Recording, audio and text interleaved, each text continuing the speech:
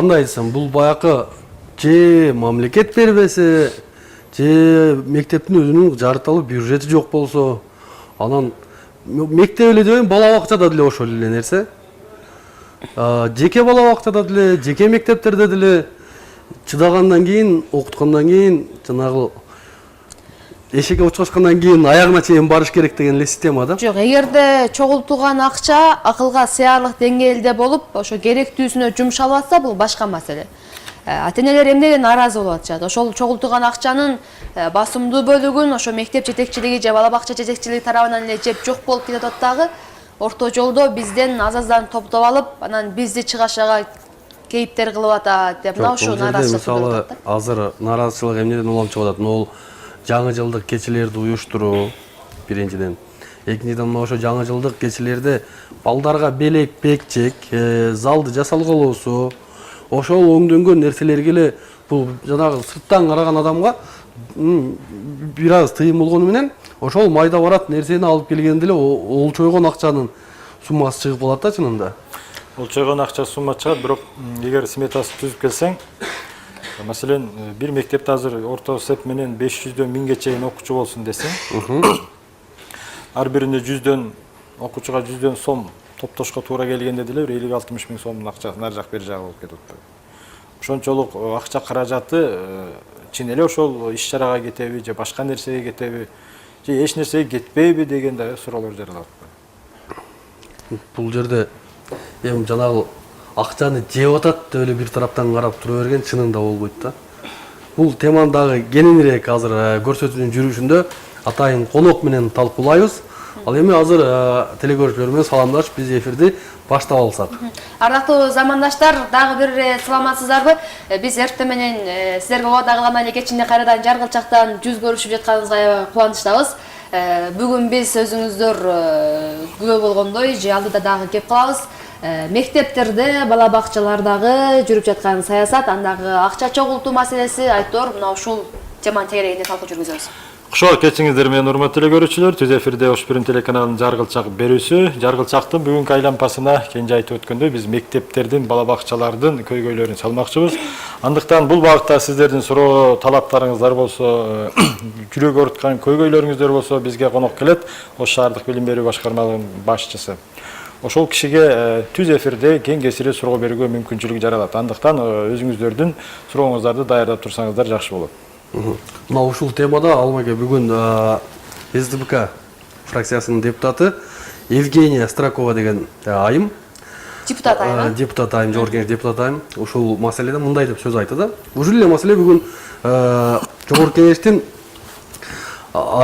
экономикалык жана фискалык комитетинде каралып, ушул темачы. Анан ал жерде ошол Стракова деген айым мындай деп атат. Акчаны ата-энелер чогулта беришсин. Булар мектепке же ошо мектептин мугалимдерине эмес, мамлекетке жардам берип атат деген оюн айтты да. Демек акчаны чогулта бериш керек деген оюн бул айымда айтып атат. Эми эл өкүлү ушинтип атса, калганы кайда барат деген ойда. Ол кеп ошо мамлекетке пайдасы тийбей эле тескерисинче орто жолдо желип кетип аткан. Бул айымдын айтайын деген ою менин оюмча, менин түшүнүгүмчө мындай болду да. Мына ошол мектептер, бала бакчалар мамлекеттин казынасынан акча алып иштетпей, ата-энелердин жардамы менен, демөөрчүлөрдүн жардамы менен мындай айтканда ошол иш-чараларды өткөзүп жаткан бул мамлекетке чоң жардам. Жок, ата-эне десе эле баары эле демөөрчү боло бербейт да. Ата-эненин бир үй бүлөдө азыр Кудайга шүгүр 3-4төн балалуу. Эми мындай да Алмаке. Бул жерде акча бербей койдуң сен деп аны куугунтуктаган нерсе бизде каттала элек да. Жок, катталбаган менен Ачык түрдө болбогону менен, ачык түрдө болбогону менен бала үйгө мындай бир дискомфорт сезип, өзүнүн кандайдыр бир моралдык, экономикалык жактан кемчилигин сезип, ошончо көпчүлүк нарында ай бала сен алып келбейсиңби акчаны деп 30 баланын ортосуна тургузуп алып туруп талкалай бериш күнүгө. А баланы моралдык жактан бир жолу чүнчүтүп бүтөт. Анан ал ата-энесине келип айтат. Ата-энеси дагы эми эч ким эле балама мындай бербей коеюн дебейт да. Ата-эненин мүмкүнчүлүктөрү чектелүү болот, кээ бирөөсүнүкү тескерисинче ашып атат. Аларга бул проблема эмес. Кээ бир аз камсыз болгон үй бүлөлүү, көп балалуу үй бүлөлүүлөргө бул проблема жаратып атат. Мисалы, бул акча чогултуу процесси негизинен моундай жалаң ошол жеке мектептерде, жеке бала бакчаларда, анан айрым мамлекеттик жанагындай көп камсыздалган мектептерде атайын спец сабактары бар, атайын ошол окутулган сабактар бар.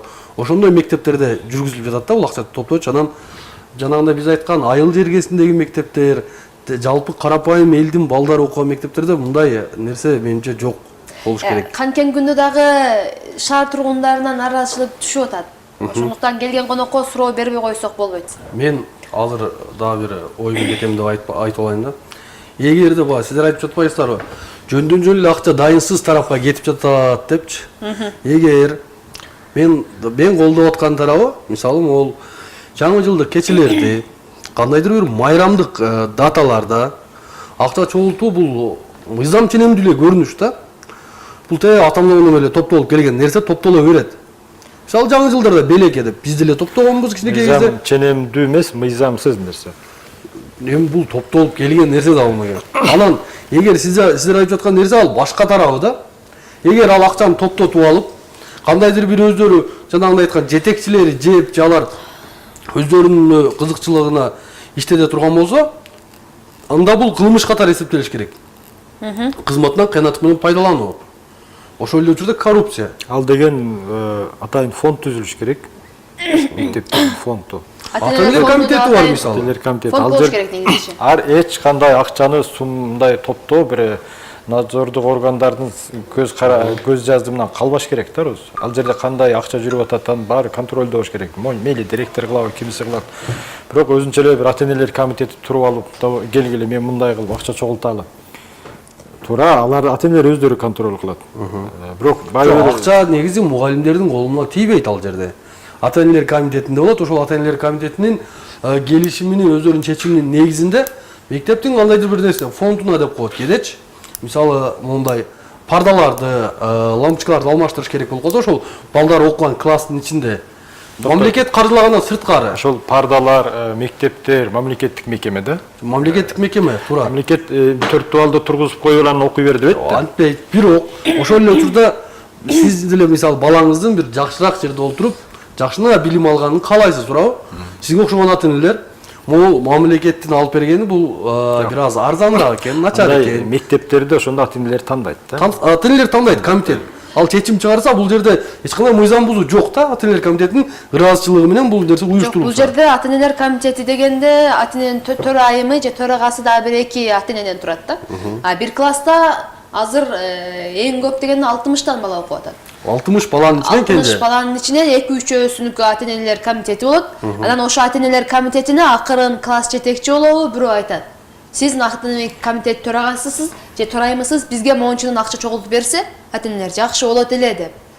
Мына ошондой эч ким ачык айта албаган, эч ким бир көрсөтүп көзгө сайып көрө албаган бир жашыруун саясат кетип атат. Ошол эле кимдин көргөзмөсү менен мугалимдин же мектеп. Маселен, мисалы үчүн Алипе майрамы болот да. Алипе майрамында туура эжеке аябай жакшы эмгек кылган, балдарды окуткан, 1 жылдан кийин береби Алипе майрамы? Биринчи класстардыкы апрель айында болот да. Апрель айында болот. Анан апрель айында ага сөйкө, шакек, чынжыр, ошол сыяктуу белектерди алып берген учурлар да катталып атпайбы? Эми бул ата-энелердин өзүнүн чечими. Мисалы азыр Кенже айтып атпайбы, 2-3 олтуруп алып чечип коет депчи. Мына ошол 2-3 өнүк ата-энелер комитетин жалпы ата-энелер чогулушунда бир эле жыйында эмес, бир нече жыйында талкуулап, келишимге келип, талашып жүрүп, анан ошол 2-3 өнү өздөрү ишенген 2-3 өнү алып барып коет. Мен бул маселеде бир гана нерсени колдойм да, мына бүтүрүүчүлөрдүн класс жетекчисине анан мектепке берген белеги бул эми акылга сыя турган, мындай бир баалана турган нерсе да. Бүтүрүүчүлөрдүкүн мейли пайдалансын. Себеби дегенде алар ошончо жылдан кийин бутуна туруп, бала чакалуу болуп, анан мектебин эскерип бир эстелик калтырып кетип атат да. Буга моралдык жактан деле аябай эле сыймыктана турган нерсе. Анан бирок эптеп-септеп баласын окутуп, бир өтүктү 2 баласына кийгизип алмак-салмак мектепке жиберип аткандар да бар. Бирөөсүнүн кемселин курткасын экинчисине кийгизип жиберип аткан да үй бүлөлөр бар да. Туура, ал ошол учурда бул маселе жаратып атат. Кээ ушундай болот. Мына мисалы бир класста Кенже айтып атпайбы, ошондой эле учурда бир 60 дебесек да бир 30-40 окуса дагы, 40 окуучу окуса дагы, ошол 40тын ичинен эми бир 2 же 3 үй бүлө жакыр жашаса, ал албетте боло турган нерсе да. Сиз айткандай бир өтүктүү менен 2 үйдө 2 окууга барып аткан болсо, эми ошолор үчүн бер жактагы 35 бала майрамдабай калбаш керек да. социалдык теңсиздик бар да өзү коомдочу. Эми ал болуп келген нерсе да. Келген. Бирок аны ошо эмне үчүн мектепке форма киргизебиз дешти. Баары бирдей көрүнсүн, мындай бир кемсинбесин, духу түшпөсүн. Ооба. Ал формасы дагы ишке ашпай. Мектепте деле анонимдүү түрдө окуучулардын өзүнө билдирбей туруп, бул практика жүзүндө иштеп келе жаткан нерсе. Ошол аз камсыз болгон үй бүлөнүн балдарын көпчүлүк жерден жеңилдетип коет. Мектептин ремонтунан, китеп акысынан, ошол эле учурда ар кандай акча топтоолордон аны жеңилдетип койсо боло берет. Бул негизи мыйзамда же баягы эрежелерде ошондой жазылган да. Бирок чындыгында баардыгынан бирдей эле жон терисин бирдей эле сыйрап алат. Сыйрап алат, ооба. Ардактуу замандаштар, мен ишенип эле турам, мындай маселе азыр ар бир үйдө, ар бир экинчи үйдө десек болчудай, жаңы жылга карата же дагы бир башка иш-чараларга карата бала бакчаларда, мамлекеттик мектептерде акча топтоо иш-аракеттери жүрүп жатат. Эгерде сиздерде кандайдыр бир нааразычылыктар боло турган болсо, бизге конок келгенден кийин түз байланышка чыгып, экран алдындагы телефондор аркылуу сурооңуздарды, сунуш пикириңиздерди билдирсеңиздер болот. Ушул акча топтоолор чынында мыйзам ченемдүү эле көрүнүш, бул топтолуш керек деген ойдо болгондор болсо да чалып өз оюңуздарды билдирсеңиздер болот. Бул жерде көйгөй эмнеден келип чыгып атат? Менимче мамлекет тарабынан каржылануучу же бюджеттен акча бөлүнүүчү кызматтар мектептер билим берүү тармагында жеке менчик же коммерциялык ишканалар аркылуу көрсөтүлүп аткан. Ошол эле мектептин кароолу же анча-мынча ремонт иштери, мебелдерди алуу, ушулардын баары негизинен мамлекет тарабынан каржыланыш керек. Бирок мектептер ал каржыны мамлекеттен да ала албай, бюджеттен бөлдүрүп жеткире албай, айласы жоктон коммерциялык структураларга кызмат алуусун сурап, алар бекер кылбайт да. Анан мектептин өзүнүн бюджети жок. Сөзсүз түрдө айланып келип туруп ата-эненин чөнтөгүнө күч келет. Ошол процесс мыйзамсыз болгону менен мамлекет тарабынан да көз жаздымда калып, жана ошо сен айтып аткан депутаттар окшогондор мамлекетке жардам берип атат деген коомдук пикир жаратууга алып келип атат да менденче. Туура эле. Эми негизи ошол акчаны чогулуп жаткан ата-энелер тегинкиси басымдуу бөлүгү, менин оюмча ошол класстагы басымдуу бөлүгү өз ыктыяры менен эле берет да, анан ошол жерден нааразы болгон бир 4-5 кишиден турган топ, мына сиз айткандай коомдук пикирди мына ошолор жаратып жатат деген ойдомун да мен. Алар ыктыярдуу эмес, алар айласыздан берип атат. Мага мисалы кече бир ата-эне монтип айтып атат да. Мен айтып берет элем. Десек байланыш бар экен, балалар. Урматтуу телекөрүүчү, биз сизди угуп жатабыз. Пикириңиз болсо бөлүшүңүз. Саламатчылык. Мен сиздердин пикириңиздерге кошулайын дедим эле. Айта бериңиз. Экрандан алыс туруп сүйлөңүз. Силер азыр талкуулап жаткан пикирге кошулам, себеби ата-энелер чогулткан акчанын ар биринин комиссиялары болот да. Булар эч качан мындай өз чөнтөгүнө иштетпейт да. Туурабы? Алардын комиссиялары болот, через комиссия анан кийин барып немеге өтөт. Бир эле ата-энелер комитетине түшпөйт бул акчачы. Ата-энелер комитети просто гана чогултат. Ата комиссиялар менен иштелет бул акчалар. Эч качан чөнтөккө түшпөйт деп ойлойм мен булардычы. Чоң рахмат. Урматтуу телекөрүүчү, сиз балдарыңыз мектепке барабы? Менин 5 балам окуйт мектепте. Абдан жакшы экен. Канча жолу, канчадан акча сурап атышат алдыдагы майрамда? Мен бирок сураган акчалардын бар жогун эле беремин да балдарымачы. Мисалы, силер айтып атасыңар, мына занюскаларга, немелерге берилет сурашат деп атасыңар. Сурайт, ооба. Класстык фонд деп коет аны, занюскаларды жаңылайбыз. Баягы мектептин партасынын үстүлөрүнө пленкаларды алып беребиз, ошол акчаларды бирок биз беребиз. Булар өкмөттөн ала алышпайт. Себеби билбейм, биз беребиз да, ата-энелерчи. Туура эле. Урматтуу телекөрүүчү, пикириңизге ыраазычылык билдиребиз. Бирок мен айтпай койбосом болбойт. Азыр коюмду жыйынтыктап коеюн. Ошол ата-эне айтып атат. Не үчүн ушундай силер ушул теманы көтөрүп чыкпайсыңарбы деп мага сунуштап атат да. Ошол ата-эне сурады, кайсы нерсеге акча сурады сизден депчи. Келиңиз, мен сизди ушул сүйлөп бериңиз камеранын алдына. Биз ошону сиз айткан бала бакчага барайлы, баласы садикте окуйт экен, бала бакчага барат экен. 2 бала, 3 баласы.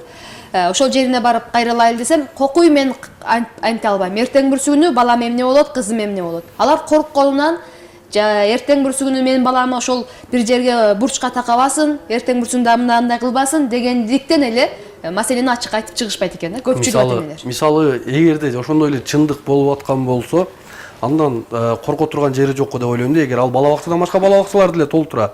Анан дагы айта турган нерсе, мына ошол эжеден же ошол сага кайрылгандан сурап койсоң оңой экен. Акчаны сизден кайсыл учурда эмнеге сурады эле деп. Бизде байланыш бар экен, мен жообун сага айтайын азыр.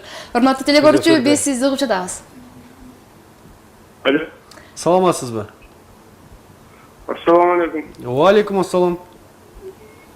Я ушу эмени мектепке акча жыйнаган тууралуу мындай кеңирээк передача уюштуруп эме кылса болобу? Биз уюштуруп азыр сиз ошол передачага катышып Жок, атасыз. ошону дагы тез берип деп. Кудай буйрса болот. Сиз азыр маселени айтыңыз, кабыргасынан коюңуз түз эфирде. Анан биз Мына мектепте азыр мына келеткан жаңы жылга 500 сомдон өтө эле кымбат да, өтө эле көп акча сурап атат да. кайсыл мектеп? Ошо шаардагы мектептер да.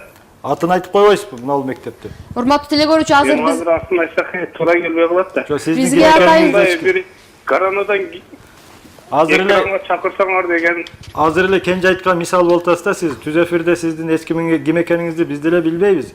Бирок мына мектепте мынанчадан акча чогултуп атат деп айтсаңыз жакшы болмок. Биз да ошо билим берүү башкармалыгынын, шаардык билим берүү башкармалыгына айтып коймокпуз. Ушул Мына эме Курманжандакка садиги жаңы ачылды быйылча. Ошо 3 жашарларга 500 сомдон ёлкага чогултуп атат азырчы. Сиздин балаңыз 3 жашар, ошол Курманжандыкка бала бакчасына барат. Сиз мындай кылып көрбөйсүзбү? Эгер ошол 500 сомду берип, анан силерде ата-энелер комитети бар да ал жерде, туурабы? Ошол эмнеге иштетилет деп сиз сурадыңызбы? Сметасы барбы? Сурады. Эмнеге иштетилет экен ал акча? Ёлка сатып алат экен, подарка жасайт экен. Да майда чүйдө иштелет. Ошол белекти кайра сиздин балаңызга берет да. Берет эми 500 сомдук белек бербейт да ошо. Канча группада канча бала бар ошо сиздин балаңыз барган группада? Кандай дейсиз? Сиздин балаңыз барган бакчадагы группада канча бала барат ошол бакчага? 30 бала бар. 30? 500 сомдон төлөп атышат да. Урматтуу теле көрүүчү, эгерде сизде кандайдыр бир суроо боло турган болсо, бир аз убакыт күтүп туруңуз. Анткени саналдуу мүнөттөрдөн кийин Ош шаардык билим берүү башкармалыгынын башчысынын милдетин аткаруучу Жеңиш Байзаков агай келет. Демек сиздин сурооңузга башкармалыктын жетекчиси катары жооп бериши мүмкүн. Сурооңузга рахмат. Мына азыр эле көрүүчү айтып кетип атат да. Ал Тургай ушул түз эфирден ары көмүскө туруп алып дагы айтыштан коркуп атат. Бирок Курманжандатка бала бакчасы кайерде экенин биз дагы эфирдин жүрүшүндө тактайбыз. Анан эми бул жерде алынып мындай да, ушул түшүнүктүү бир калып таап алсак да. 500 сомдон топтогондо бакыйтып кайра 500 сомдук белекти алып келип баласына берип койбойт да. Бул жерде мындай да, ошонун бир 150 сомдук белек кете турган болсо, ал жерде буларга атайын ошол музыкалык мектептен музыкант келип сабак берип ошол майрамга даярдайт. Бий өнөрүн үйрөтөт ошол эле учурдачы. Ага атайын өзүнчө адис жалдап чакырып келишет. Анын акысын төлөшөт. Анан жасалгалайт чоң залды. Анын акчасы бар. Мына ушуга окшогон бир элементарный нерселерге башында айттым, олчойгон акча кетип калат да чынында. Чыгымдардын бюджети ачык болсо, ачык айкын болсо. Чын, бул жерде ошол прозрачный болуш керек да, мындай ачык көрүнүп туруш керек. Мисалы үчүн мен деле балдарым окуйт, мен деле ошол акчаны берем, сурабайм, эмнеге берип атат, эмнеге кетип атат, илик чатыш кылбайм деле да. Бирок кээ бир ата-энелерде бул каякка барат, мисалы үчүн 30 бала деп атат. Бир группада 30 бала. Ошол эле бий мугалими ошол 15 000 сомго, мисалы үчүн же 5 000 сомго, 10 000 сомго ошол бала бакчанын баардыгын бийлетип чыгышы мүмкүн, эгер акча төлөй турган болсочу. Калган баары бир ашып калат, ошол каяка кетет деген суроону жаратып атышат. Бизде байланыш бар экен, кабыл алалы. Алло. Саламатсызбы, куш келипсиз? Саламатсыздар. Саламатсыз. Болуп атабыз. Мынау мектептерге акча чогултмай боюнча эме кылып атышат, бирок ушул сиздин деле айтканыңыз туура. Жанагындай балдарына белекке берет, андан сырткары елка жасашат, формаларды эле кылышат. Ошондо мен да мугалиммин да, анан мен мугалим болуп акча топтобойм да. Ата-энелердин өзүнө эме кылам, өздөрү топтоп, өздөрү подарка алып келишет, бир сомун кармабайм да. Анан ата-энелер балдар үчүн деген нерсени бала үчүн иштеп атат, бирок туура нерсе кылат. Ал базарга атсаң эч нерсе келбейт. Ошол актачы. Ооба. Туура айтып атамбы? Туура эле. Эми бала үчүн жашагандан кийин биз миллион сом берип аткан жокпуз. 500 сом бир жаңы жылда берсе эч нерсе болбойт деген сөз да. Анан базарга мен ата-энелеринен түшкөн жокмун. Өздөрү мына баасы болду деп айтышат. Туурабы аке? Рахмат пикириңизге. Пикириңизге ыраазычылык билдиребиз. Бул эгерде бир үй бүлөдө бирден экиден бала болсо, үй бүлөлүк бюджетке анча сезилбейт да. Бирок көп балалуу үй бүлөлөрдө бул маселе жаратып калып атат экен. Ошондуктан ушундай эфирге чыга турган деңгээлге чейин көтөрүлдү маселе. Аны биз билим берүү башкармалыгынын милдетин аткаруучусу менен сиздердин алдыңыздарда талкуулайлы деген ниеттебиз. Ушундай ой пикириңиздер болсо, урматтуу эле көрүүчүлөр, алдын ала деле сурооңуздарды берип койсоңуздар болот. Демек, кээ бир учурда ата-энелер өздөрү да макул. Себеби дегенде бала үчүн бардык нерсе ыйык, бардык нерсе кымбат, жерден чукуп болсун да акча табасың деген пикир. Негизи ата-энелер комитети бул жерде жакшы иштесе, демек эч кимден эч ким шек сынамак эмес да. Эсеп чыгарса болот, так эсеп. Бизде байланыш бар экен. Урматтуу телекөрүүчү, куш келипсиз. Саламатсыздарбы? Саламатсызбы. Мен суроо берем дедим эле, мына бардын китебине мектептерге карасыңар же айылдарды дагы айтса болобу? Айта бериң. Мен Аралан районунан боламын. Төтө көргөн жөнөстөн. Ол биздин мектепте, Бостон мектебинде. Кайсы мектепте? 200 сомдон алат экен. Ошо жанакы айткандай парталарга клиенткага да болот экен. Ошентип ата-энелерди көзүн ачырбайт экен да. Мектепке барып айталык десе балдары болбойт экен. Мени урушат, чекелетип коет, сабакка эчип коюп коет, жакшы айтсам да карабайт деп ошентет экен. Анан көбүнчө ол мектепте жакшы ата-энелерди балдарына жакшы окубаса дагы, жакшы да коет экен дагы. Анан жакшы окуган үйгө сал, мени колдо жок балдарды чекелетип коет экен да. Анан эмне дейсиңер? Мектептин атын тактап коет. Бостон деген мектеп экен. Бостон Төбө Коргон дейби, кандай? Төбө Коргон шаар. Пикириңизге ыраазычылык билдиребиз, урматтуу телекөрүүчү. Биз атайын азыр адис келгенден кийин мына ушу партта клеенкаларга акча чогултушу керекпи, мамлекет каржылайбы деген сурооңузга жооп алып бергенге аракет кылабыз. Бирок бул жерде маселе жаралат да. Эгерде чынында азыркы эже айткандай окуя болуп жаткан болсо, ал жерде чынында бул аябагындай бир зыянга кеткен окуя болуп жатат. Анан жанагы мектепте клеенка, партага клеенка деп эми аргасыздыктан барган нерсе болсо керек, бирок ал барып тарбияга барып такалат. Тарбияга барып такалат. Ал тарбиядан кылбай койсо деле клеенканы коюп койсо кырдаалдан чыгып кетип атышат да. Бирок негизи тарбия бир эле мектептен эмес, үйдөн да болуш керек. Анан ошо үйдөн да үйрөтүлүшү керек, мектептен да үйрөтүлүшү керек. Мынауга чийбе, бул ыйык нерсе. Бул жерде ошо клеенканы коюштун негизги ал мамлекет тарабынан каралбаса керек, бунун үстүнө клеенка коюп окуткула дегенчи. Бул бир иштелип чыккан жол да. Бул ашыкча эле чыгым. Эми бир мектептин директорунун чыгармачылыгы деген сөздүн астында бир топ ата-энелер кыйналбашы керек да. Эми ал кыйнал, эгерде ошол клеенканы такпай отурган болсо, андан чоң чыгым да. Ошол партанын үстүнө чийип, тентек балдар бар да, эми бардыгы эле ал бала ойногусу келет, жазгысы келет, андан кийин партанын үстүнө жаза чиет, кырып салат. Азыр мектептерде бир партага менимче бир окуучуну отургузуп коет да. Ата-энеси да алып бериши мүмкүн ошо партаны. Анан кокус чийип койчу болсо, ошо баланын ата-энесине жоопкерчилик жүктөп койсо, калган ата-эне алдан кутулат да. Андан 5 метр болбойбу? Туугандар, бизде байланыш бар экен. Ремонт кылып берет, тазалап берет деген. Урматтуу телекөрүүчү, биз сизди угуп жатабыз. Алло, саламатсыздарбы? Саламатчылык. Биз дагы ушу мектептин көйгөй проблемалар тууралуу айтайын дедик эле. Айтыңыз, кайсыл мектепте көйгөй болуп жатат? Мына шаардагы бир жакшы белгилүү эле мектептерде атын айтпай эле койбойлу, бул атын айтсак. Айта бериң. Телекөрүүчү, биз ушул атына жараша иш кылайлы деп башкармалыктын өзүн чакырып атабыз. Андыктан сиз айтпасаңыз ким айтат анан? Биз каяктан билебиз көйгөйлөрдү отуруп алып. Сиз айтып турсаңыз биз жеткирип туралы көпүрө болуп. Сиздин кайсы жерде экениңизди эч ким билбейт.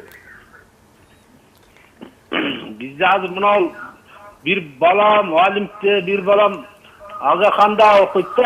Aha. Anan bu hazır mugallimler bunday setkende kudayeli olup alıştı. Aha.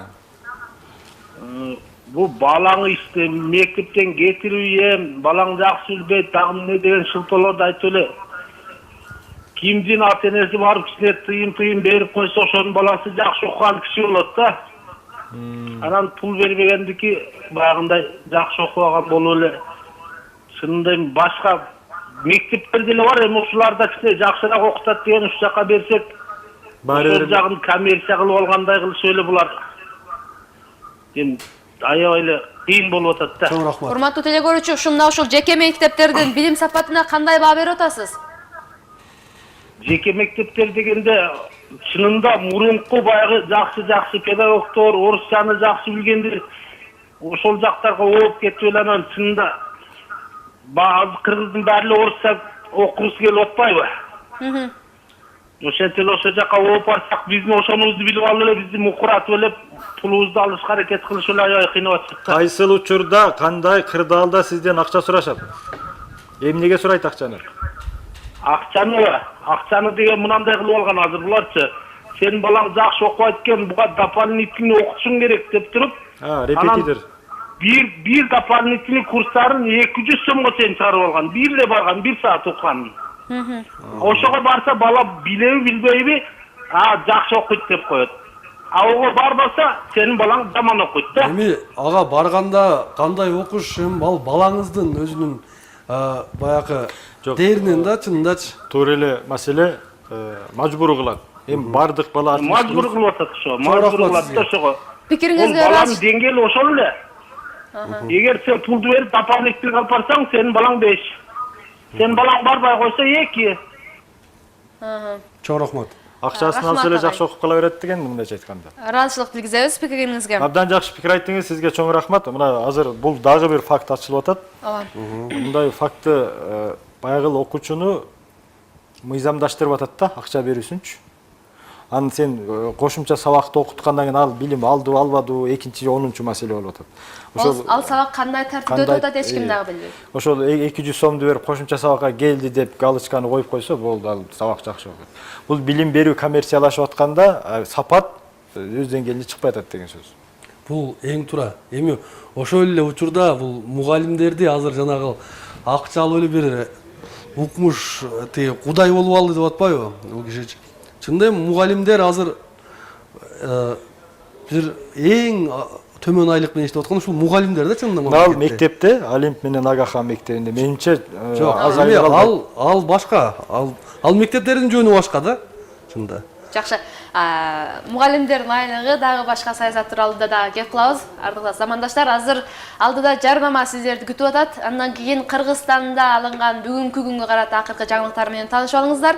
Андан кийин биздин коногубуз келип калат. Сурооңуздар болсо даярдап туруңуздар.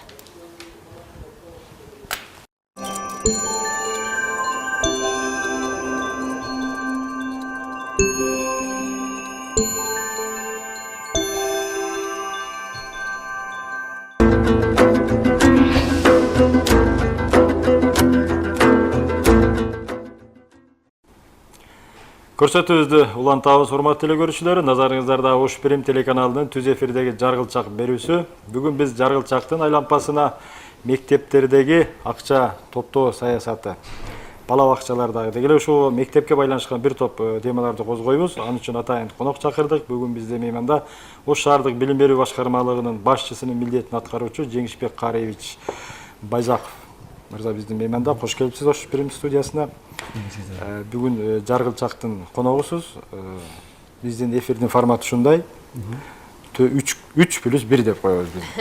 Эми сурообузду уланта берсек, буга сиздин алдыңызда дагы бир топ көрүүчүлөрдөн суроолор түштү, пикирлер түштү. Анын эфирдин жүрүшүндө аны да талкуулайбыз го. Балдар сурооңорду бере берсиңер.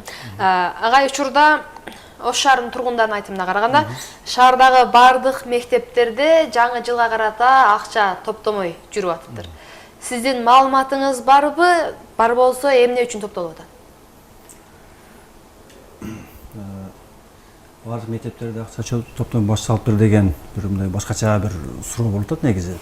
Аны ар бир мектеп эле ушундай эме кылып ата энелерден акча жыйнап эле ушундай иштер болуп атыр деген, мектеп жыйнап атыптыр дегенге кетип атат бул нерсе. Бирок ар бир мектепте азыр жаңы жылдык жанагындай балаты байрам өткөрүлөт. Иш-чара жылда өткөрүлгөн нерсе. Анан бул көбүнчө кичинекей класстарда айрыкча өзгөчө мааниге ээ, себеби жанагы 1-чи, 2-чи, 3-чү класстар булар жанагы дагы эле аяз атага ишенип, ошондой белек алууга мындай бир иш-чара өткөргөндө жанагы ырларын жатташып, атайын бийлер дүрөнүшүп, жакшы бир майрам өткөрүшөт да. Анан кийин жанагы биздин ата энелерибиз дагы ушу баласы жакшынакай чыксын, жакшынакай келсин, форма алып беришип, жакшынакай ёлка болсун деген ата энелерибиз көп. Алар мисалы өздөрү ушу мектепте жыйналып, ошо майрамды өзгөчө өткөрөлү деген ата энелерден бар да. Бүт эле мектепте мындай белектүү, мындай шоу кылып өткөрбөйт мисалы. Көп эле мектепте андай эмес, бирок мектептерибизде бар албетте. Бул ата энелер өздөрү жанагы белегинин дагы, башкасын дагы өздөрү камдайт. Мисалы ошо акча жыйноо дегендер бул бардык ата эненин демилгеси негизи. Дирекция келишпейт ага. Дирекция кандай? Дирекция мындай чек коюшу мүмкүн. Мисалы кээ бир мектептерде мисалы мектепке белегини алып келбегиле деп айтат да. Ал үйүңөрдү бере бергиле, бул жакта өзүнүн иш-чара өткөрөбүз деген мектептер дагы бар. Жаш. Эми ошондой иш-чараларды өткөзүүгө, жанагындай балаты, жаңы жылдык балаталарды өткөзүүгө мамлекет тарабынан кандайдыр бир каражат бөлүнөбү? Өзгөчө ошо мисалы балаты майрамына акча бөлүнбөйт. Балаты эле деп элек, жалпы мектептердеги майрамдык иш-чараларды, балаты болобу? Эгер бөлүнсө, кандай иш-чарага бөлүнөт? Бул иш-чаралар акча бөлүнбөйт. Себеби бул иш-чара өткөргөнгө акча каражат талап кылынбайт. Мисалы 1 сентябрда линейка дейли мисалы. Торжественный бул мероприятие болот. Окуу жылынын башы, буга эч кандай бир акча каражат кереги жок да. Ошол эле жаңы жылдык программасы дагы акча талап кылынбайт негизи. Бул жерде балдар бийлешет, ырдашат, жанагы кийинип келишет үйдө мисалычы. Мектеп тарабынан бул жерге бир акча жыйноо маселеси жок негизи. Негизи ушул нерсеге профсоюздун эсебинен каражат бөлүнөт деген маалымат бар эле да. Жок, профсоюздун окуучулар үчүн бөлүнбөйт да. Бөлүнсө, мугалимдер үчүн бөлүнүшү мүмкүн профсоюз. Профсоюз балдарга эмес да. Мугалимдердин олтуруп майрамдашына акча бөлүнөт ал жерден, э? Мугалимдерге бөлүнүшү мүмкүн ага. Ал белек алуу маселеси кандай каралат? Белек алуу мындай болот. Эми кээ бир биздин райондорубузда белек алым келинбейт мисалы. Кээ бир директорлорубуз бар, мектепке алып келбеги дегендер бар да. Башка мисалы центральный айрыкча центральный мектептерде көп андай нерсе. Ата энелер чечет, мынча сомдон болсун, же бирөө өзүнө алат мисалы. Мен ушунча сомдон мындай сунуштап мындай кылайын деген мен өзүм мисалы күбө болдум ошого. Ата эне сунуштайт экен, бир ушундай подарка бар, ушунча сомдон алып келсеңер болот, кылып берели деп. Себеби мындай болот экен да. Бир ата эне чоңураак алып келип калган болсо, бирөө кичинекей алып келип калган болсо, жанагы аныкы көбүрөөк экен, меники азыраак экен дегендей болот. Кээ бир ата энелер менен сүйлөшүп атат, пакетин бирдей болсун депчи. Ал өздөрүнүн чечими да, алиги дискриминация болбосун, бирөөнүкү чоңураак көбүрөөк болуп калбасын деп. Мынакей бул жерде жалпы жанагы балдарга дагы бирдей подарка кылганда, мисалы ичинде мөмө жемештер кээ бир балдарга аллергик балдар болушу мүмкүн. Мисалы ошол эле цитрусовый жакпашы мүмкүн, аны жейм дейт да бала. Үчүн сөзүн жешим керек дейт, анан зыяны болушу мүмкүн. Ошон үчүн ар бир ата эне деле отказ берип кое берет. Бул милдеттүү эмес да негизи. Ата энелер ушундай уштура ал дегени жалпы чечимдери да бул. Бирок ошондой отказ бере албай турган кырдаал түзүлүп калат экен да. Эми ал ата эненин өзүнөн да. Неге отказ берип кое берсин? Бирөөнү аны Маселен, окуучу балдар үйүнө монтип айтып келет да. Мүмкүн аны ата энелер комитети чечкендир, бирок бала ата энесине монтип айтып келет. Мага класс жетекчим паланча сом алып кел деди. Алып келбесең урушуп атат же класс жетекчимин классташтарымдын алдына уят кылып атат. Мага ошо акчаны бериңиз деп ата энесинин алдына барып көгөрүп отуруп алды да. Мындай учурда эмне кылыш керек? Мындай учурда ата эне мугалим менен сүйлөшсүн ошол эле. Демек ата эне эмес, мугалим эмес, ата эне өздөрү чечип атат дейсиздер. Ата эне чечкенден кийин позицияңыз таптакыр эле мындай коргоонун сыртында турасыз да. Ата эне өзү үйлөп атат, мектеп мындай. Ошол мектепке барып анан чечилип атпайбы ошол маселечи? Тыюу салып койсо болбойбу? Мындай нааразы болсоңор кереги жок. Мындай кылбагыла деп. Мисалы бүгүн биз дагы бүт ошо жетекчилер менен жыйналыш өткөрдүк. Кече мурда күнү ана өрт коопсуздук боюнча ошо коопсуздук боюнча негиз эле бизге токтомдор келген. Ошо негизинде буйрук чыгарып биз именно ошо жаңы жылдык программаларда өрт коопсуздугу болсун, жана укук бузуучулук болсун, ушул боюнча эске алынсын деп ошонун бир пунктуна дагы мыйзамсыз акча жыйналбасын деп ошо киргизгенбиз негизи. Ошо баардыгына түшүндүрмө иштерин жүргүздүк. Мисалы негизи мугалим бул акча маселесине аралашпаш керек эле. Бирок ата-эне айтат экен, мисалы мен деле балам мектепте окуйт, мисалы мен балама мисалы биз мисалы ошону чечтик. Мисалы ошо подаркасы бирдей болсун деп, мисалы акчасын бердим, незначительный эле сумма, аз эле акча, бир колуна келе турган. Берип эме кылдык, эми ал жерде кээ бир ата-энелер бербейбиз деп айтты, ал өздөрү алып келебиз деди, проблема жок, ал бир зордогон жок да. Анан биз чечкенде дагы кызыма беремин, өзүм бара албайм мисалы. Мектебинечи кызыма беремин, ал барып бир жерге топтош керек да акчаны. Ата-эне кечке отура бербейт экен. Мисалы мен деле ошо мугалимине берип кой деп айттым да. Ал аркылуу башка берки ата-эне жоктум, ата-эне алып кетсин деген. Азыр мыйзамсыз акча топтолбош керек деген пункт киргиздик деп атпайсызбы? Ошо мыйзамсыз деген ичине кайсылар кирет? Мыйзамсыз дегенде мисалы мындай бир учурлар болгон, бизге дагы арызданып келген ата-энелер бар да. Мисалы бул эле мар эмес, негизи мисалы мугалим күнүндө кээ бир ушундай учурлар болот экен. Ушунча сомдон мага подаркага деп айткан мугалимдер эле бар экен. Бар. Эми алар менен да сүйлөштүк, башка мисалы бул өтө мугалимге жарашпаган бир аракет да. Азыр бизге түз байланыш чыгып атат. Урматтуу телекөрүүчү, сиз түз эфирдесиз. Сурооңузду берсеңиз болот. Алло. Саламатсызбы? Биз сурооңузду берейин дегенбиз, мектептерде бир болуп түшүп калса дагы ата-энелер алып бериш керекпи? Уборкаларга дагы ата-энелер пул төлөш керекпи? Мектепте берилген кружкаларга дагы ата-энелер пул төлөш керекпи деген суроо. Так, болуп түшүү маселесин мен бир билбейт экенмин. Маселен, бир партанын бир детали класстык фонд деп туруп, ошол эле учурда эми болуп деп атат. Класстын ичиндеги жарык берүүчү лампалар күйүп калышы мүмкүн. Ошол эле учурда бир терезе сынып калышы мүмкүн. Ашканадагы сынып калган кружка же сына элек деле ошону толукташ ата-эненин мойнундагы милдетпи деген суроо. Мындай маселе. Биздин жанагы башталгыч класстарда 1-4 класстардын шашке тамагы деген бар.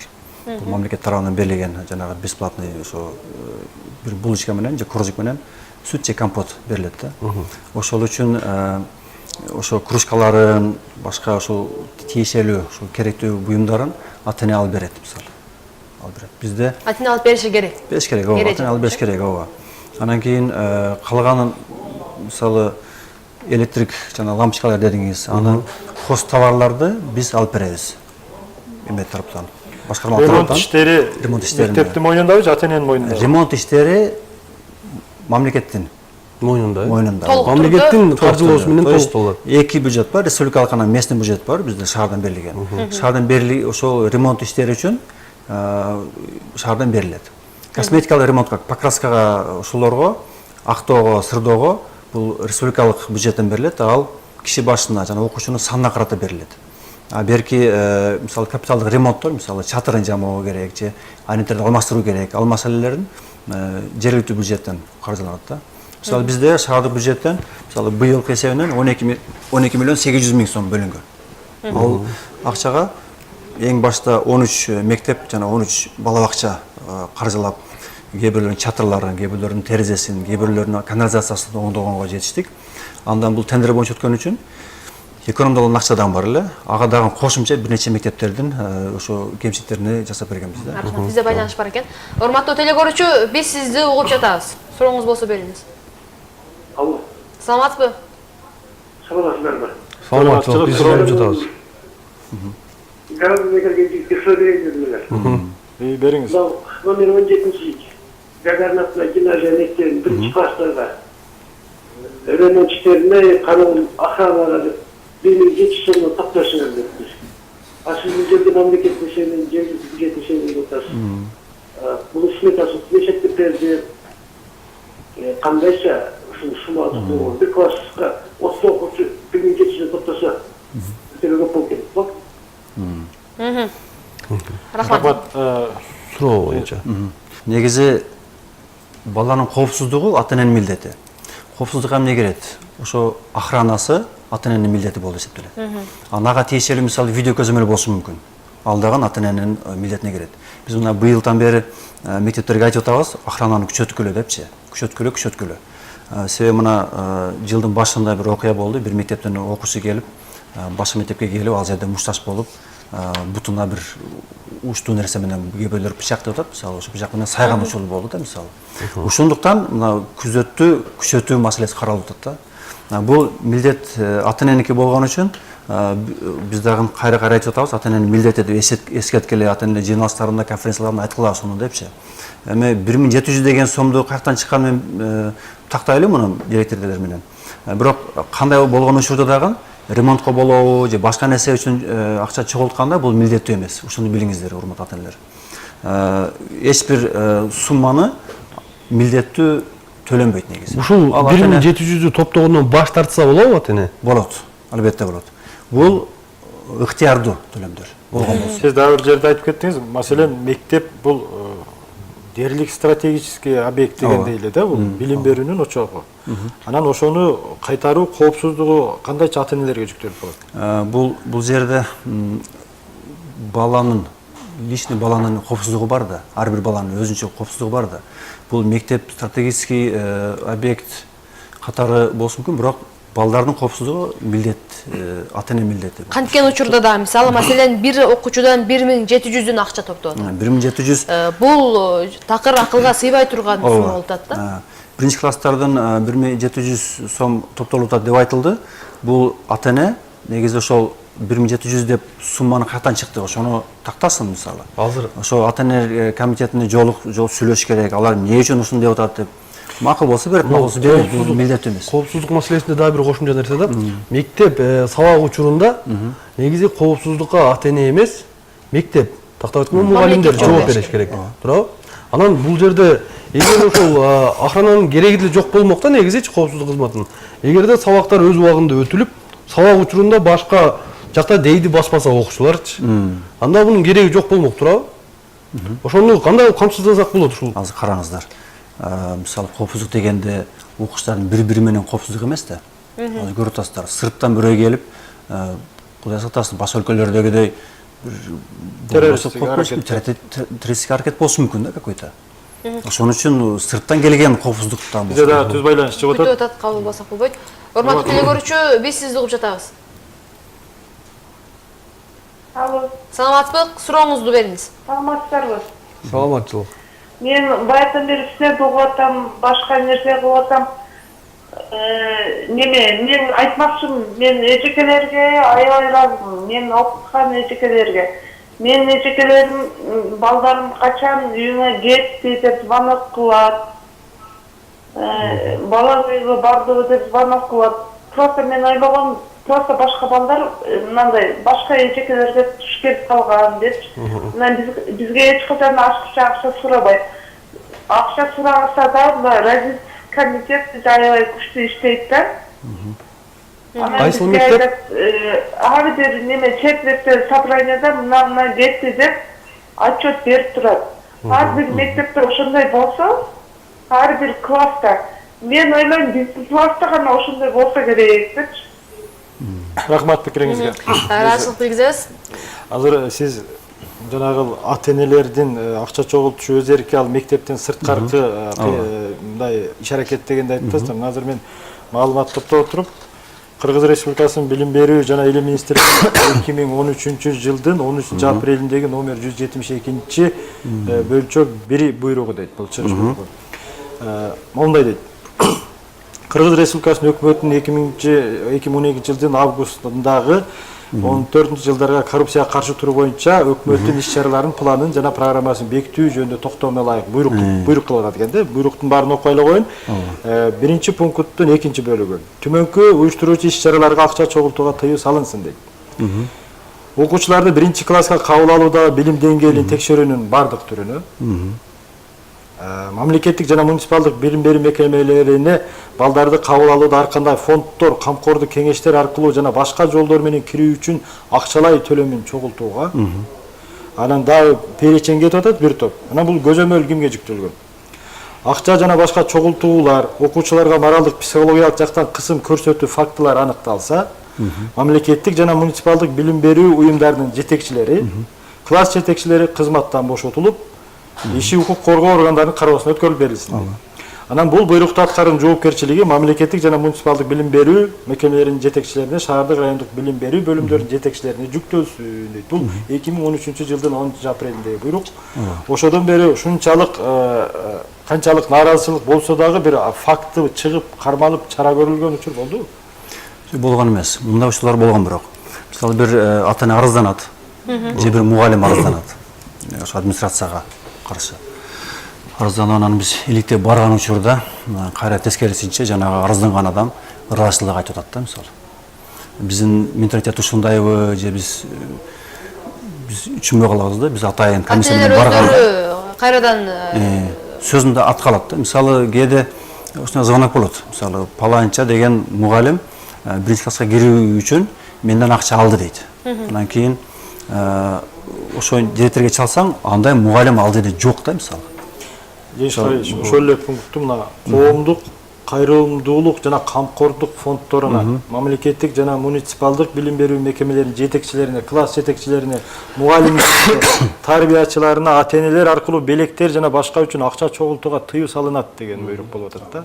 Азыр бул буйрук чыкканы менен кагаз жүзүндө калып жатат. Ата-энелердин биздин редакцияга түшкөн арыз арманы ушундан болуп келип чыгып атат. Сиздин келишиңиз дагы ушул себеп болуп атат. Эмне үчүн буйрук чыккандагы аткарылбайт. Ошол эле фонд, ошол эле ата-энелер чогултуп атат. Демек сиздердин алдыңыздар эле чогултуп атат да булчу. Мындай да, шаарда 18 мектепте жанагы камкордук кеңештер түзүлгөн. Булар жанагы юридикалык жак катары фонддор ачышкан. Бул фонд мектептин ичинде эмес, мектептин сыртында болуп атат да. Анан мисалы мектепке ар кандай мисалы бир спонсор келип, мен мындан жасап берем деши мүмкүн, же башка болушу мүмкүн, же ушул сыяктуу фонддор жардам бериши мүмкүн. Буга бир запрет жок экен.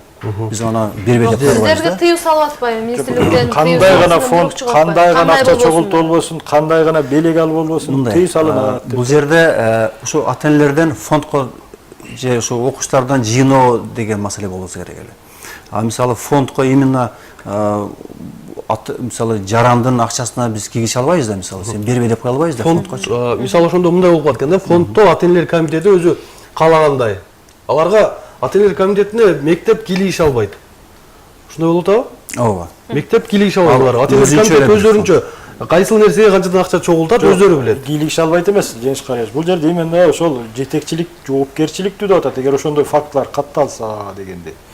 Ошол акча көзөмөлдөгүлө дегендей. Көзөмөлдөгүлө ошондой болбосун деген буйрук. Тааныштыгыңыз барбы бул буйрук боюнча? Бул тааныштыгым бар албетте. Бирок бул жерде мектептер фонддорго кайрылышат, мисалы мынандай жардам берилет депчи. Ал фонд каяктан табат? Ал өзүнүн жумушу экен да. Бизге аралаша албайт экен. Ата-энелер фонду деген бул мыйзамсыз. Ата-энелер фонду эмес бул. Бул ата-энелер фонду эмес. Бул көзөмөлчүлүк кеңеш деген өзүнчө бир уюм. Мисалы мектепте бир нерсе жасалыпкан болсо, ошону көзөмөлдөп турат. Тарбиялык иштер болобу, окуу иштери болобу, башкага аралашат.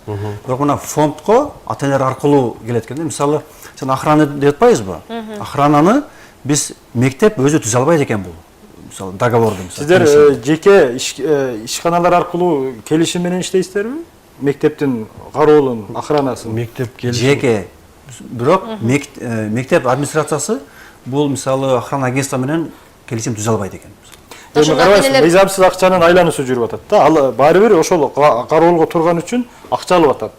Ал акча айланып келип, ата-эненин чөнтөгүнө мектеп аркылуу ошо кароолго түшөт да. Ооба. Ал иштерде фиксировать этилбейт ал акча. Налог төлөнбөйт ал акчада. Этет аны мисалы ата-энелер ушу көзөмөлчүлүк кеңеши көзөмөлдөп атпайбы? Мисалы бул жерде мындай маселе да. Эгер директорсун чогултканда өзүн алып атат болот эле да, мисалы. Анда буга бетер көп проблема болот. Анда ошол кароолчулукту кылып аткан ишканадагы мыйзамсыз иш кылып атпайбы? Акчасы контрольсүз юридикалык жак менен контракт түзүп, ошо объектти бул охрана кылып берип атат. Юридикалык жак кайсы тарап болот? Ата-энелер комитети юридикалык жак. Ата-энелер комитетин деп айтам мен. Фонддорду айтып атам. Ал ошо катары юридикалык жак бул ачылган да, мисалы. Фонд. Кандайдыр бир фонд.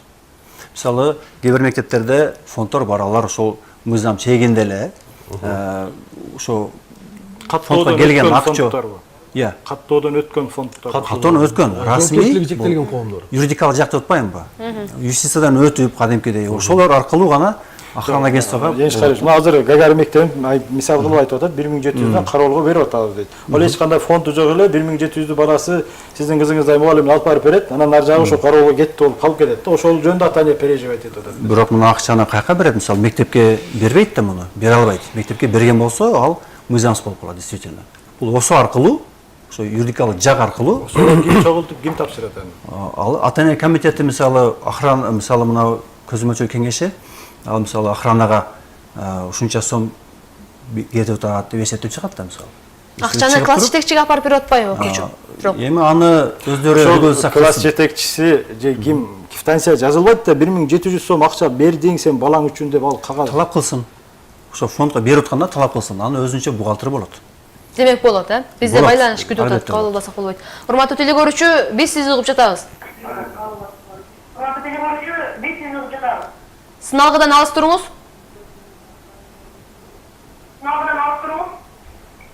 Алло, саламатсыздарбы? Саламатчылык. саламатчылык. Мүмкүнчүлүктөн пайдаланып сайдик тууралуу дагы кичине суроо берсек болобу кичине? Болот. Болот, бериңиз. Абдан жакшы болот, бериң. Бүгүнкү күндө мына Ош шаарында 2 жылдан бери аяк кыйналабыз да. Коррупция аябай күчөп. Түзмө-түз балдарды бере албайбыз. Бардык сайтке барсак 5000 талап кылат. Ар бир айда топ 1,5 миңден акча топтойбуз, 500дөн 300дөн. Бул факт кичине көзөмөлдөсү орган барбы бул Ош шаарында?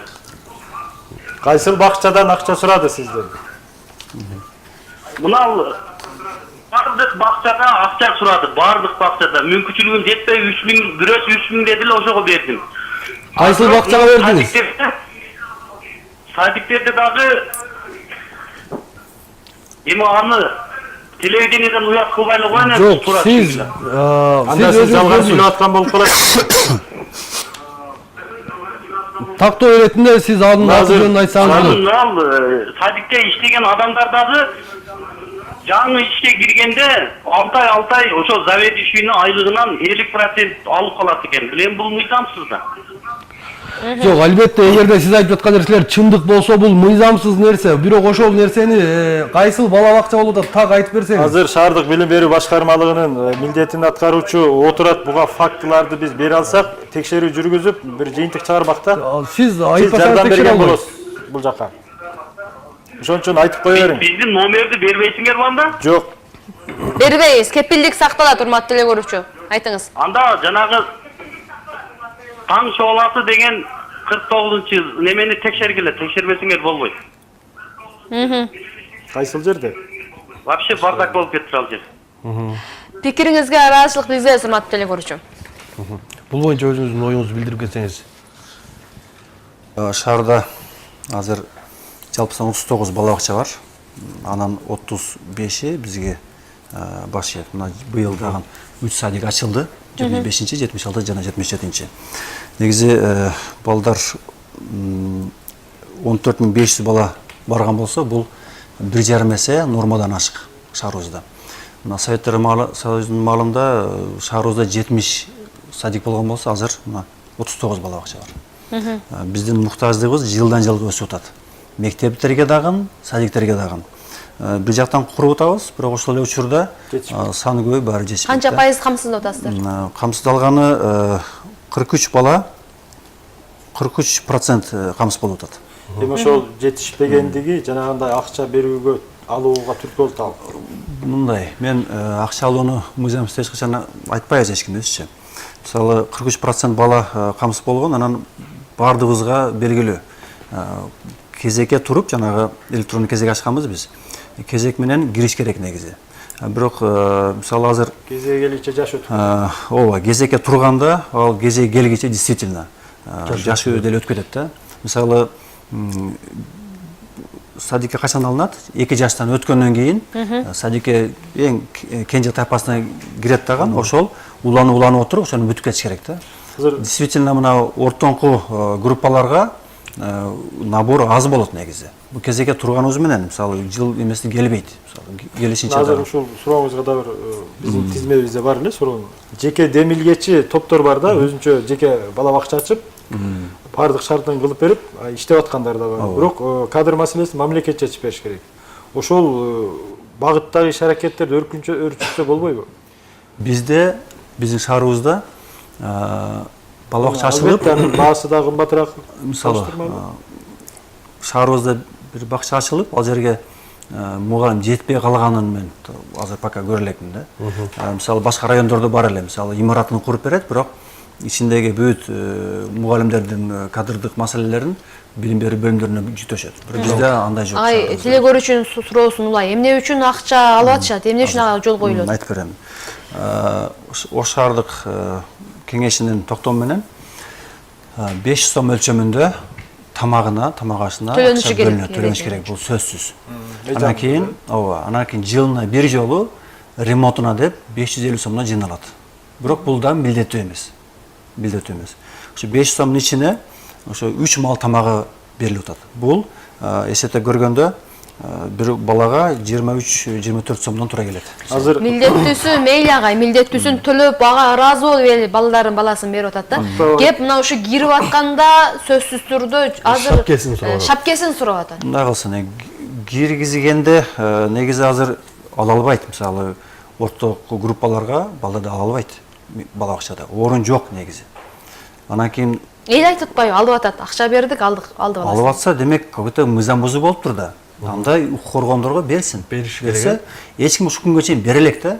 Мына азыркы теле көрүүчүбүз дагы тилекке каршы араң сурап атып, биз ишендирип атып, анан кийин берип атат мисалычы. Ушул информацияны биз эмеге берели, ички ishlerге берели. Алар иликтеп чыксын, э? О, иликтеп чыксын алар. Бул коррупциялык схемага биз өзүбүз эле шарт түзүп койгондой болуп атабыз да. Ата-эне эч качан кайрылбайт. Себеби дегенде ол баласын эптеп киргизиш керек, 10 миңби, 5 миңби бериш керек. Ага кайыл, анан алып киргизип алгандан кийин моралдык жактан деле укугу жок болуп калат, арызданышка. Бизде жана Ош шаарынын жашоочуларынан сурамжылоо бар эле. Ушул мектептерде акча чогултуу боюнча. Мына ошол сурамжылоону көрөлү, андан соң маегибизди уланталы.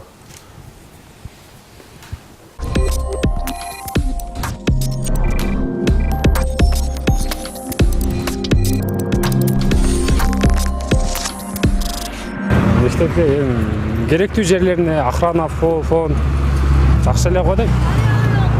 Чогулткан жакшы эле деп элесизби? Эми мектепке деле кичине каржылап коюш керек да. Мектептин деле мамлекетти карап отуруп. Туура эмес деп ойлойм. Бул өзү негизи туура эмес нерсе болсо керек деп ойлойм. Себеби азыр көрүп атабыз, кичине нерсеге деле бүт жерде эле окуучулар 10 сом алып кел, 20 сом алып кел, 30 сом алып кел, 50 сом алып кел, ошого окшогон көп нерселер болуп атат. Мен оюмча бул жакшы эмес го деп ойлойм. Мамлекеттин деле акчасы жетишпейт да. Анан ошого мүмкүн туура эле деп ойлойм. Болбогон эле нерселерге да, мисалы мектепте кагаз дейт, же болбосо бумага, дагы башка нерселерге. Ал чогултпаш керек да, аны мектеп жетекчиликтер көзөмөлгө алыш керек да, чогултпа. Мектеп жетекчиликтери бош коюп берет, даже мектепке кирүүгө даже акча берет да. Мен өзүм 1-2 жолу көп болду, мисалы үчүн кичинекей сиңдилеримди киргизгенге мектепке мисалы үчүн чындап эле айтайын, акча берип мындай болуп киргиздик да, жок эле мектепке бир нерсе алып бердим. Мамлекет өзү каржылап атпайбы? Ошо ата-энелердин жүктөгүнөн эмес, мамлекеттин эсебинен болуш керек да. Наверное. Эмне үчүн чогултасыңар ошол акчаны? Билбейм, подарокка мугалимдер. Я. Мен билбейм. Но мы собираем деньги. Мектеп ачылсам болот, эми туалетке охрана төлөйбүз эми.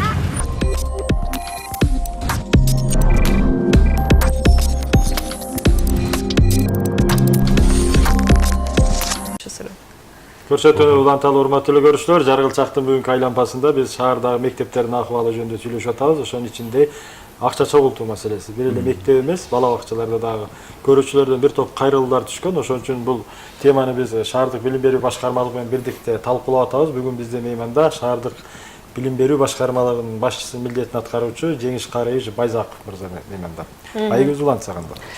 Агай, менден мондой сурам. Теле көрүүчү Ош шаарынын тургуну, мага кайрылган Ош шаарынын тургуну мындай деп атат да.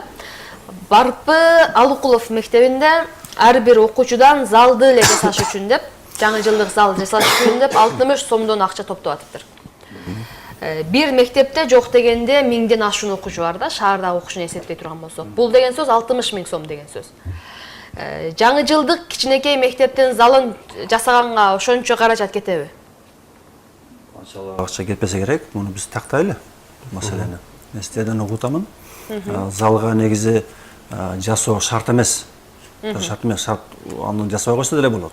Иш-чара сөзсүз эле жаңы жылды тоскондо елканы тегеретип өткөрүш керек деген нерсе жок негизичи. Именно ошондой бул традиция болуп калган экен, салтыбыз болуп калыптыр. Негизи кыргыздарга деле жат нерсе. Биздин менталитеткечи. Мисалы башкача түрдө өткөрсө болот эле. Ошо эле сахнада концерттерди уюштуруп, бир какой-то конкурстар уюштуруп өткөрсө болмок эле. Бирок именно залда өткөрөбүз, дискотека кылабыз деген болсо, аны өзүнүн ыктыяры. Мисалы 60 сомдо деле бербей койсун. Маектин башында айтып кеттиңиз, бул 1-сентябрь жаңы жыл деген каражат талап кылынбаган эле иш-чаралар депчи. Мейли ошо ёлкасы 5000би, 3000би турсун да, анан bir-iki paçka aplikasiya alsa жасап коет деп бяган. Бирок 60 000 сом деген бул биз орточо эсеп менен чыгат. Мектепте 10 000 окуучуну эсептеген. Мындай кылса болот эле. Ошо ата-энелер эгер эл наразы болуп атса, действительно, ата-энелер комитети менен барып эле ат менен кылып койсун. Бул оңой эле болуш керек эле ат менен кылып коюш. Анан кийин балдардын жанагы чыгуу кагаздан эле биз деле кыркып эле жүрөбүз. Мисалы кызым деле мектепке барат, бир жана фонарларды кыркып эле ушинтип отурат. Мисалы барып ошону асып коет экен болду. Акчага кереги жок да негизи. Бизде байланыш бар экен, кабылдайлы. Урматтуу теле көрүүчү, биз сизди угуп жатабыз. Алло, саламатсыздарбы? Саламатсыз. Мен суроо бергим келет. Мектепте журналга акча жыйнайт. Ошол туурабы? Туура эмес. Канчага Бизге айттыңыз, ким жыйнады ар бир окуучудан 20 сомдон жыйнайт. Сентябрь айында журналга деп. Кайсы мектеп экен? Мен айылда Араган районунан болом. Арабан айылы? Тепекорвандын Бостон мектебинде. Жок, журналга акча жыйналбайт. Журнал мамлекет тарабынан берилет. Эреже боюнча жумшалбаш. Мыйзамсызга тактоо беретин айтып койсоңуз, мектепте негизи кайсыл нерселер каржыланат да, кайсы нерселер каржыланбайт? Бөлүп берип койсоңуз. Эмнеге акча топтосо болот, калганда топтой эле коюш керек. Мисалы ата-энелер чогулта ала турган маселеге токтололу. Бул бир гана коргоо маселеси, коопсуздук маселеси боюнча охранасына төлөнүш керек. Анан кийин техничкаларга жардам катары болушу мүмкүн. Мисалы техничкалар мисалы жанагы киши башына каржылоого өткөндөн кийин коридор гана тазалоого эме кылат. Класс ичини жууганга кошумча топтолушу мүмкүн. Ал деле бүт бардык мектептерде эмес. Bizde штатта барбы? Кароол. Штатта бар. Кароол, түнкү кароол бар. Күндүзгү жок.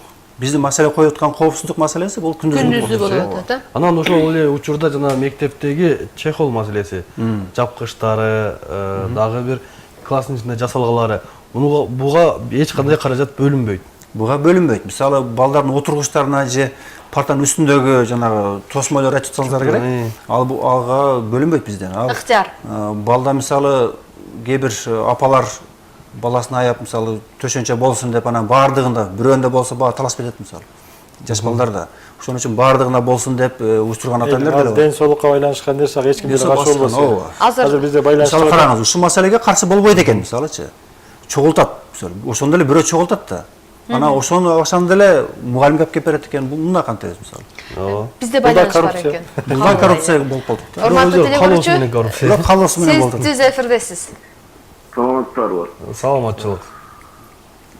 Мен суроо берейин дедим эле да азыр мына жеке мектептер, жеке менчик мектептерде байпан бери угуп отуруп мен бир оюмду айтайын дедим эле да алардан акча чогултат жылына. Бирок ар Сымбат, допустим, кээ бир мына Агахан дегендерде аларда проблема жок. Анан эми мына биздин мектептерде эжекелер дагы кичине мен оюмча ушу ага эжекелерди кичине буларга дагы кичине көмөктөш болуш керек. Айлыгы аз алардыкы түшүнсө болот. Анан мен бир суроо берейин дедим эле бул гарономдон. Силерде мэрия тарабынан мына стратегический объект деп туура айтты азырчы мектеп. Бир видео камера же охрананын андайлары ушул кичине жардам болобу? Силер кайрылып көрдүңөрбү мэр тарапка, өкмөт тарапка, анан мектептин айлыгын, анан мугалимдердин айлыгын кичине көтөрүп берсеңер, кичине интерес болмок да, алар да кызыгып кечке сабак берет, анан айлык аз болсо кайсы мугалим, кайсы артынан эжекелери күйөө болуп, баланын артынан дагы кичине кызыгыш керек да. Допустим, аларга менимче азыр мектеп эле калды бул жерде врачтар мененчи. Бардыгы эле ушуга эле такыла берсе, ар ата-эне балам ийгиликтүү бүтсүн дейт, жакшы болсун дейт. Ошол заман болуп атпайбы? Анан булар эжекелерге эле, агайларга эле кайра айтып берген болбойт да. Арашылык бизе сымат эле көрүчү пикириңизге. Рахмат. Аябай жакшы суроо болду.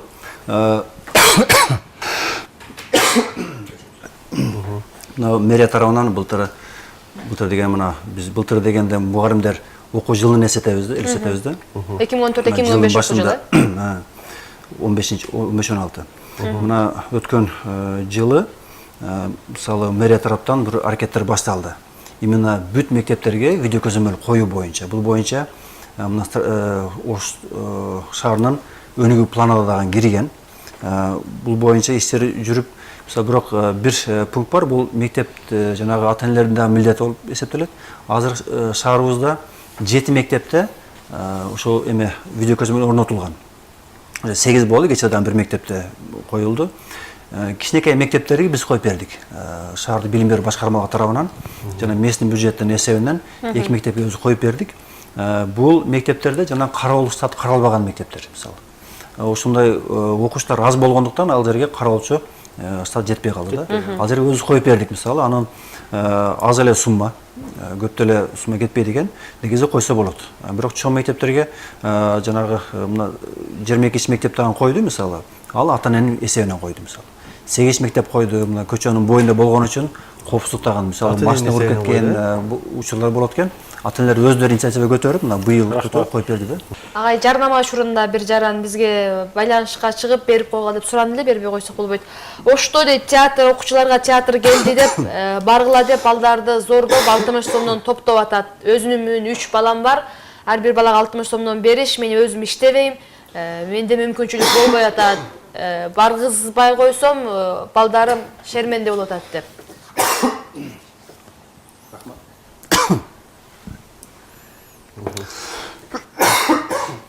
Судан чалыңыз. Рахмат, жакшы суроо болду. Бизге мына сентябрь башталгандан эле толтура жанагындай ар кандай частный предприниматель келет да. Ишкерлер келет. Жанагындай ар кандай театрлардан келет, башка шаарлардан келет, өзүнүн шаарыбыздан бар. Мисалы, көпүрөттөрдүн коллекциясын көрсөтөлү, же болбосо театр расставы фигур деп болот экен, ошо келди эле, же жанагындай космостун 3D эмесин көрсөтөлү депчи. Деп карасаң, бардыгы эле керектүүдөй да. Тарбиялык жагынан же илимий жагынан бар тура келген болушу мүмкүн эле, бирок биз бардыгына именно ошо ата-энелерди эске алып биз отказ беребиз көбүнөчү. Мисалы, бирок мамлекеттик кээ бир театрларыбыз, мисалы, биздин шаарда дагы театр бар, Куучак театры, алардын жанагы постановкаларын көргөндө тарбия, действительно тарбияга мааниси бар кээ бир постановкалар бар да. Ошолорго биз уруксат беребиз, мисалы. Бирок ал деле бул акча маселеси болгон үчүн, ата-эненин акчасы болгон үчүн биз ага киреше албайбыз. Зордой албайт эч ким. Сөзсүз түрдө барсын деген нерсе жок. Сөзсүз түрдө барсын деген нерсе жок. Эгер баса айтсын, мен балам барбайт деп ойлайсың, төлөмдөн да кутулат деп ойлойм. Бирок биз театрга мурдагыдай барбай калдык да. Азыр действительно мына жакшынакай бир тарбиялык мааниси зор болгон бир спектакльдер чыгып атат, куучактар менен же адамдар менен ошо калса, ошого барса, балдардын дагы бир театрдык маданият өнүгөт. Бул эми бир сөз менен айтканда ал бар же жок деп айтып коюш оңой нерсе эмес. Ар ким ата-энесин өзүн тандоосун да. Эми теманы бир аз булсак, Кеңешеге. Бул мектептердеги эми акча топтомой нерсени биз бул жерде олтуруп азыр төртөөбүз чечип же ага бир бөгөт коюудан бир кое албайт экенбиз да чындыгында. Анан эми бир теманы бир аз өзгөртүп туруп, ушул билим берүү тармагындагы сиздердин ушул шаарда, Ош шаарында кандай жетишкендиктер болуп атат дегеле ушул Ош шаарындагы мектептерден областтык же республикалык деңгээлдеги олимпиадалардан бир жеңип келүүлөр болуп жатабы, бир жетишкендиктер? Болуп атат. Кайсыл мектептер Кайсыл мектептер, кайсыл предметтерден? Билим берүү ордуна турбайт. Заман өзгөргөн сайын, коом өзгөргөн сайын ал сөзсүз түрдө билим берүүгө да таасирин тийгизет. Эми бизде дагы мына мисалы техникалык жактан, башка жактан өнүгүү көп. Мисалы мына 14-жылдын башында эки мектепте интерактивдүү доска болгон болсо, азыр мына бүгүнкү күндө ар бир мектепте минимум бирден интерактивдүү доскасы бар. 53 мектеп болгон болсо, азыр күндө кээ бир мектептерде 4-төн 5-тен 6-га чейин интерактивдүү доска бар. Жалпы бир 90-го чукулап калды интерактивдүү доскалар. Бул деген мугалимдер жаңа техниканын каражаттарын колдонуп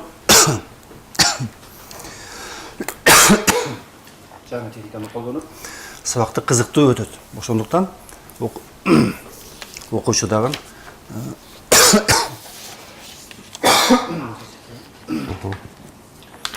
ошо сабакка кызыгуу менен мамиле кылып, кызыктуураак, жакыныраак, кыска убакыттын ичинде көбүрөөк маалымат алганга шарт түзүп берилет да.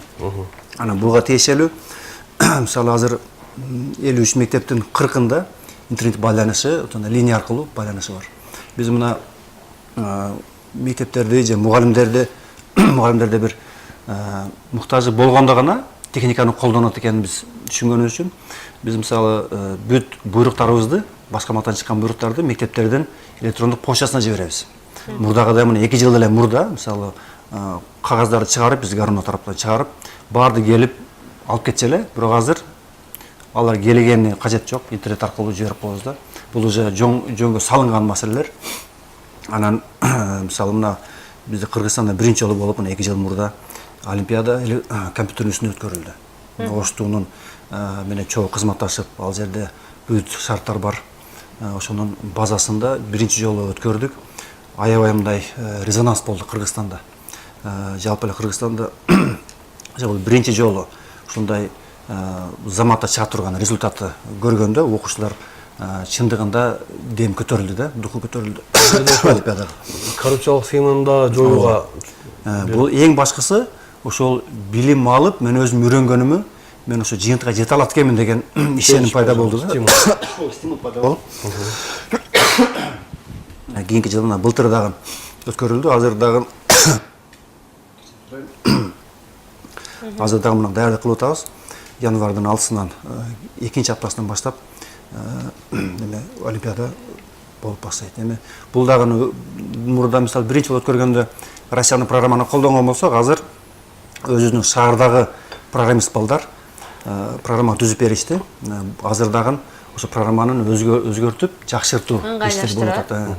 Азырдан ошону бүт компьютерлерге жүктөп, азыр окуучулардын фамилияларын тактап киргизип атабыз да. Рахмат агай, бир аз эс алыңызчы, бизге байланыш бар экен, кабыл алалы. Урматтуу телекөрүүчү, биз сизди угуп жатабыз. Алло, Куш келипсиз? саламатсыздарбы? Саламатчылык. Мен сиздерге суроо берейин дегем. Кимге? Биринчи класска ушу киргизиш өтө кыйын да.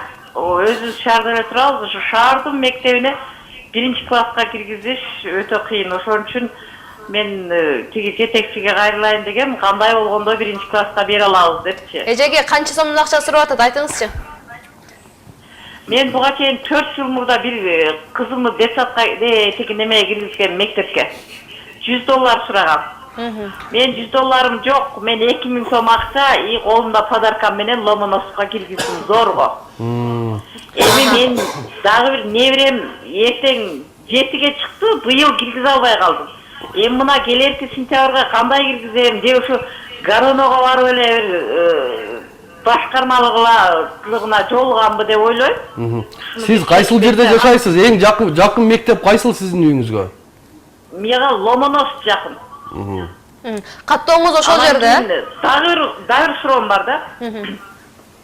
Постоянно эле фондко деп 1000 сомдон акча чогултушат да, ал фонд кайда кетет, эмне деп мен эжекесинен канча жолу сурадым, эми начальник класстардан ошентсем занавеска эскирген, тиги уборщицага, охранага, анан кийин жанагындай майда чүйдө урчка-пурчка бир кагаздарга жанагы эле баа койгон журналдарга фонд дейт да, мен түшүнбөйм.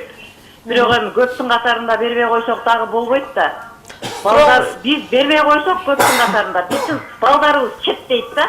Ошон үчүн буну изден беребиз. Чоң рахмат. Бул Рахмат, суроолорго жогоруда жооп берилген чындыгында. Биринчи суроосуна жооп берип койбосо болбойт го дейм. Биринчи класска кирип атканда акча алып атат деп атат. Мисалы, мектепке кирерде ар бир мектепке биз территорияны бөлүп койгонбуз да. Мына көчөдө мисалы бир мектепке кээ бир көчөлөр кирет, ал даже кээ бир көчөлөрдүн мынанча домго чейин бөлүп койгон жерлери бар мисалы. Эгер ошол жерге туура келген болсо, сөз алыш керек. Эгер албай аткан болсо, демек ал башка территориясынын баласы болуп эсептелет. Бирок бизде кандай болуп атат? Эптеп эле ошол мисалы башка мисалы жапалакта жашаса деле келип Чировка киргизем дейт. Ломоносовко киргизем дейт. Себеби эмне дейт? Орус мектеп, ал жерде орус мугалимдер көп дейт. Орусча сүйлөшөт, мен балам орусча сүйлөгөндү каалайм дейт да мисалы. Ошондо проблема келип чыгат. Азыр ушул айтып калдыңыз орусча деп. Орус тилге талап күчөп атат да. Миграциялык агымдын эсебинен бир келечегин ошо орус тилден көргөндөр да бар. Бизге Ош шаарында ошол кадрдык маселеси кандай? Орус тил окутуу боюнча. Жакшыроо болду. Азыркы күндө элдин каалоосу ошо орус класстар болуп атат. Мурда бул байкалган эмес эле. Азыр мына акыркы 3 жылдын ичинде аябай көп эле бир ушундай талап күчөдү. Бул Евразияска киргенибиз дагы бир себеп болушу мүмкүн. Анткени менен бизде азыр шаарыбызда орус тилдүү начальник класстын, башталгыч класстын мугалимдери жетишсиз. Эгер бир кадрлар болсо, бир сразу алабыз да, себеби орун таба алат мисалы. Ошол учурда мисалы жанында турган мисалы бир орус мектеп бар, жанында кыргыз мектеп бар, ал жер проекттин мощностька толбой жатат мисалы. Ошол маселе бардыгы эле ошол чоң мектеп, жалаң орус мектеп болгон жерге киргизген аракет кылып атышат. Агай бизге бөлүнгөн убакыт аягына чыгып баратат. Тиле көрүүчүлөрдөн бир топ нааразычылыкта, бир топ сунуш пикирлер түштү. Эгерде сиздерде жанагы орусча айтканда горячий линия телефондоруңуздар болсо, айтып сөзүңүздү жыйынтыктап койсоңуз. Эң аввалы мен ушу шаардын тургундарына келе жаткан жаңы жыл менен куттуктайм. Жаңы жылыбыз жаңы ийгиликтер менен коштолсун. Баарыбыз тынчтыкта, аманчылыкта жашайлы. Эгер бир кандайдыр бир проблема болгон болсо, биздин приемныйга чалсаңыздар болот. 23256. Анан менин личный рабочий номерим 25877. Чалып кандайдыр маселеңер болгон болсо айтыңыздар. Тез арада чечиңер болсуңар. Чоң рахмат. Урматтуу телекөрүүчүлөр, сиздер Ош Бирим телеканалынын жаргылчак берүүсүн көрүп атасыздар. Биздин конок менен маек бөлүгүбүз да соңуна чыгып калды. Бүгүн бизде мейманда Ош шаардык билим берүү башкармалыгынын башчысынын милдетин аткаруучу Жеңиш Карыевич Байзаков мырза келди. Жеңиш Карыевич, сиздин ден соолугуңуздун табы жоогуңузга карабай атай убакыт бөлүп ушу элдин маселесин түздөн түз түшүндүрүп берүүгө аракет кылып биздин студияга келгениңиз үчүн абдан терең ыраазычылык билдиребиз. Мындан аркы ишиңизге да ийгиликтер болсун. Биздин Ош шаарыбыздын мектептери өсүп өнүгө берсин, билим алуу жогорулай берсин. Келип бергениңизге чоң рахмат. Арактуу замандаштар, алдыда жарнама. Жарнамадан кийин биз жолугушабыз.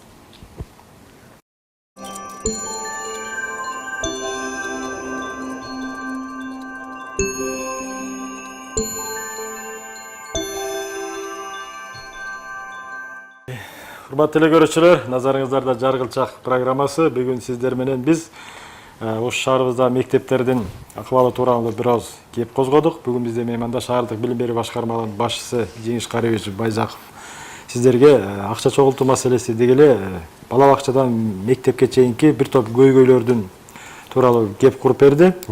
Эми жыйынтыгында эмне демекчибиз? Биз бул бир сааттык убакытта канчалык айткан менен бул маселенин учугу абдан эле тереңде экен.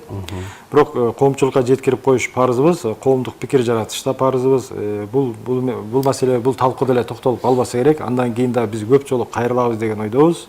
Ошон үчүн сиздерден сунуш пикирлер болсо, жанагы 23256 номерине бул шаардык билим берүү башкармалыгынын кабылдамасы, ал эми 25877 бул шаардык билим берүү башкармалыгынын башчысынын кабылдама өзүнүн телефону. Арыз арманды ушул телефондорго түз чыгып айтсаңыздар да болот. Биздин Ош Бирим телекомпаниясынын телефон номерлерине чыгып айтсаңыздар болот. Чындыгында ардактуу замандаштар, эгерде мына жаңы жыл алдында ушул көйгөйүңүздөр болуп аткан болсо, мектеп тарабынан такыр сиздердин айткан сунуш пикириңиздерге жооп болбой аткан болсо, мен чакырып кетет элем. Ош Прим телеканалынын жаңылыктар бөлүмүнө кайрыңыздар. Биз сиздердин көйгөйүңүздөрдү элге чагылдырып, ошол учурда тиешелүү тараптан туура жооп алып берүүгө аракет кылабыз. Бизге бөлүнгөн убакыт да соңуна келип жетти көрүнөт. Бүгүн кызматыңыздарда Алтынбек Апызаков жана Кенжебей Мамасадыкова, мен Орозбек Шарабдин уулу болдум. Сиздер менен коштошобуз, а бирок мен азыр алдыда сиздерим жыргап кетесиздер, а мен Искуарды алып барышым керек. Биздин Ийгилик каалайбыз Орозага.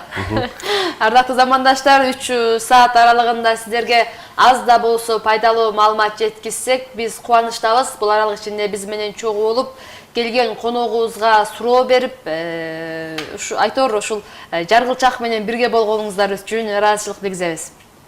Жаргылчактын негизги максаты ушул коомубуздагы көйгөйлүү маселелерди айлампага салып, айлантып, анын чечүү жолдорун болушунча таап, анан сиздерге жеткирип, бийлик бутагынын өкүлдөрү менен байланышты түзүүгө аракет кылабыз. Андыктан урматтуу теле кандай гана маселе болбосун, биздин экрандарда жазылып турган телефон аркылуу байланышка чыгыңыздар. Өзүңүздөр кандайдыр бир теманы сунуш кылсаңыздар да болот. Биз ар дайым сиздердин кызматыңыздардабыз. Урматтуу теле экрандан алыстабай туруңуздар. Алдыда Искуардан жолугабыз.